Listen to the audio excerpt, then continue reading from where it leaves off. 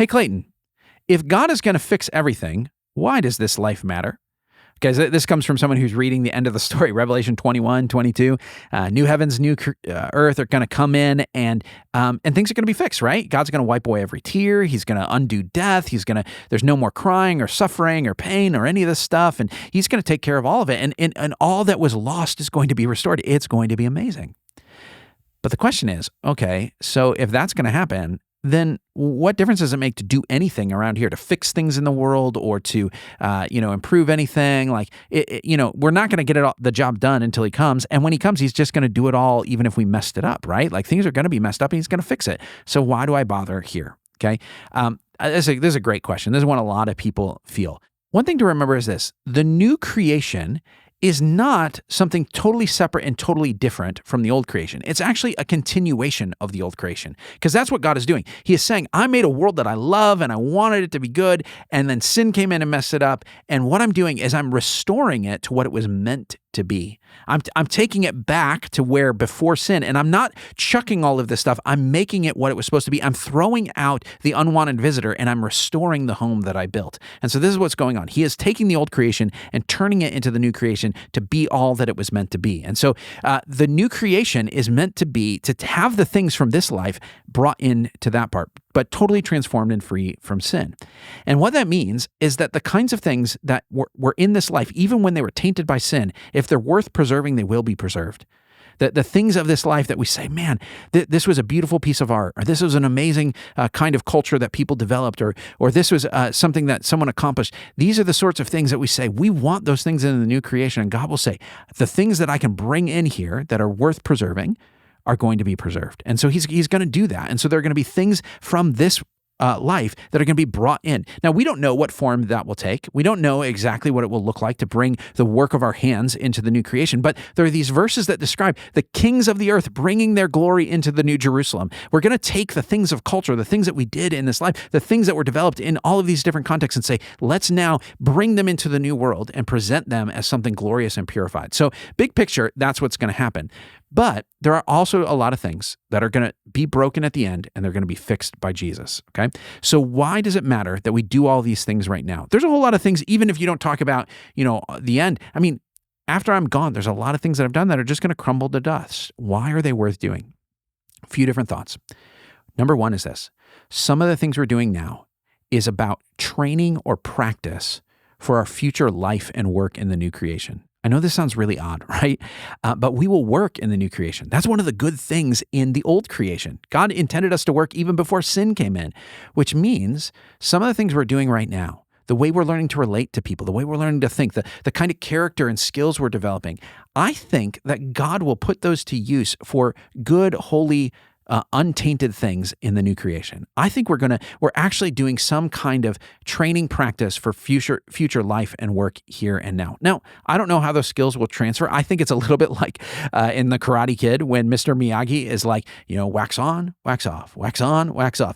And Daniel doesn't know why this is happening, why he's got to do this motion again and again until he transfers it into the new setting, right? The new setting of the actual, karate match. And he's doing this, and it's actually a move he was supposed to do, paint the fence, all this stuff. Like he's doing all this stuff that he didn't know how it would transfer. But by doing it again and again here, it became part of his character and skill that was used there. I think there's going to be something like that in the new creation.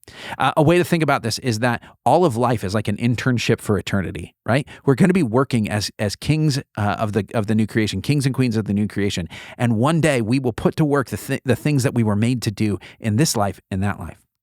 Another way to think about it is all of life is premarital counseling, right?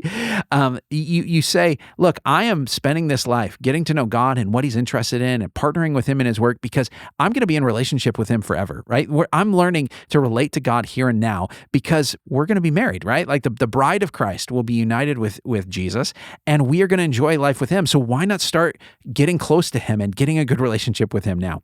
And developing that character that is going to be with you in eternity. And of course, we're recruiting for heaven, right?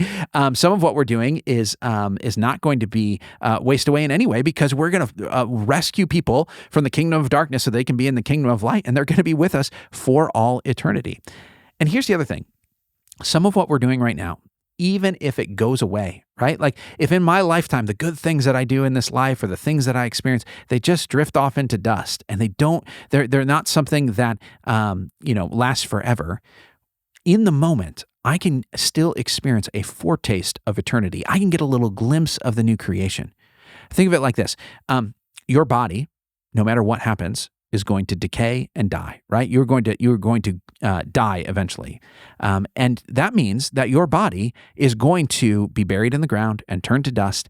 And one day, Jesus is going to raise your body from the dead, put all the pieces back together, recreate you with a new body. So does that mean that your health doesn't matter right now?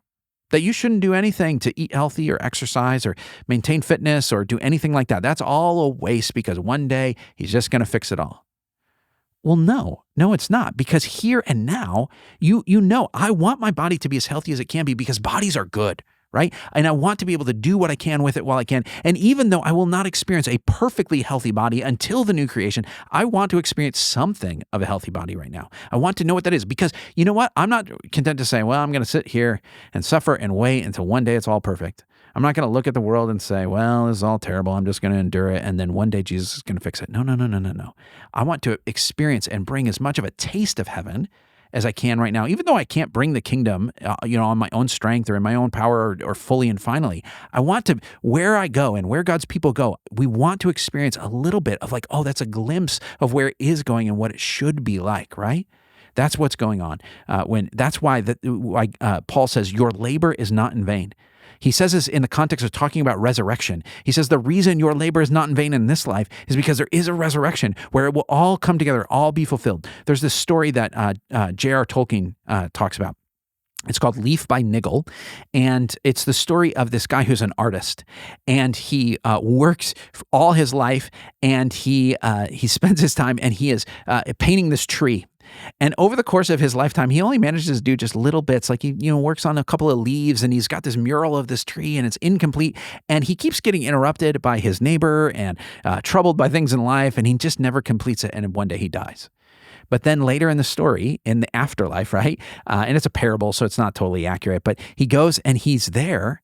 And he and his neighbor, the one who is a pest to him, interrupting him, they go back and they what they see is not a complete painting of the tree that he was painting, but they actually walk onto a landscape where the tree itself exists in real life. And they're looking at the tree and they're saying, this is it. This is it. That little glimpse you saw of just a partially painted tree on a mural is actually pointing at something that's so real, so true, so solid that you're going to see in the new creation. I think there are going to be things like that in our life.